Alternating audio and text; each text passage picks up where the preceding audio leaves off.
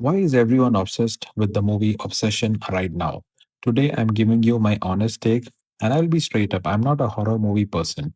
Most horror films follow the same template: jump scares, designated victim, ghost kills everyone, or everyone kills a ghost.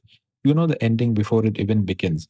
That formula is exactly why I have never walked into a cinema hall for a Hollywood horror film until now. This is genuinely my first time watching a Hollywood horror in theaters. And the reason I finally went, because this one felt different. I am really glad I did. So, what genre is Obsession? Honestly, I sat there the whole time trying to figure that out. Is it horror? Is it fantasy? Dark comedy? Romance? Drama? To be fair, it is all of them simultaneously, and somehow it never feels like it is trying too hard. If you are someone who stays away from horror the way I always have, do not let that label put you off. This is something else entirely wearing a horror costume. The premise is beautifully simple. Bear is a music store employee who has been quietly in love with his childhood friend Nicky for years. He cannot say it, cannot act on it, until one night he comes across a supernatural object called the One Wish Willow. The deal is simple: break it, make your wish, done. He wishes for Nicky to love him more than anyone in the world. She does. And that is where everything unravels. Without giving anything away, what follows is the most visceral, felt version of a phrase we have all heard 100 times: be careful what you wish for. We say it casually, this film makes you mean it. Now, the cast. I had never seen any of these actors before, completely new faces for me, and that actually made the experience better. No baggage, no expectations, just the characters in front of you. Indy Navret as Nikki is extraordinary. What she does with this role, the range, the physicality, the layers underneath the surface, it becomes clearer and more impressive the longer the film goes on. Michael Johnston as Bear plays his character with a quite uncomfortable realism that gets under your skin.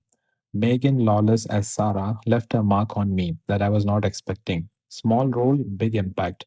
And Cooper, as Ian, brings some of the film's lighter, more comedic energy. And honestly, that breathing room is exactly what the film needed between the tension. He balances the tone beautifully. Four main characters, that is the entire film. $1 million budget across these four people. And it is more complete, more confident, and more affecting than films made for 20 times that amount. The smallness is a strength. There is nowhere to hide and nobody needed to. Now, Yuri Barker, 26-year-old, he wrote this film, directed it, and edited it himself. His second feature, and it premiered at the Toronto International Film Festival in the Midnight Madness block. For context, Midnight Madness is not just any festival slot. It is specifically curated for the most bold, boundary pushing, and genuinely daring films of the year.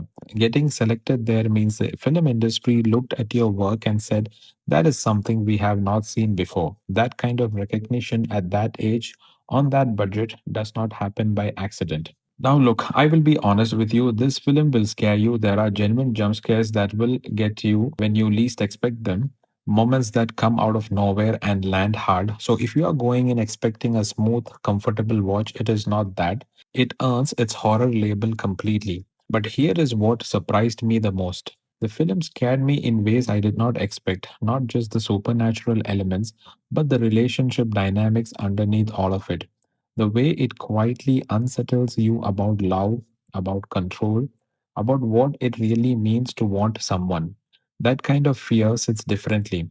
It does not fade when the lights come up. And the lesson I took away, the one that stayed with me longest, is this: when you love someone, you should love them for who they actually are, not who you want them to become, not who they could be if they just changed a little in your direction. Because the moment a person changes entirely to fit your wish, they are no longer the person you loved. They become someone else, and what you are left with is not love. It is just a reflection of your own need. That idea buried inside a supernatural horror film is the most human thing about it. Obsession is a well crafted film that respects your intelligence. It does not frighten you, it makes you think, and it makes you feel something real long after you have left the theaters. My final rating: 7.5 out of 10. Memorable, well acted, genre defining, and punching way above its budget. Not perfect, but the kind of imperfect that is far more interesting than most polished, forgettable blockbusters. And sometimes that is exactly what good cinema looks like. Watch it and be careful what you wish for. Like, subscribe, and share this with someone who loves good cinema. See you in the next one.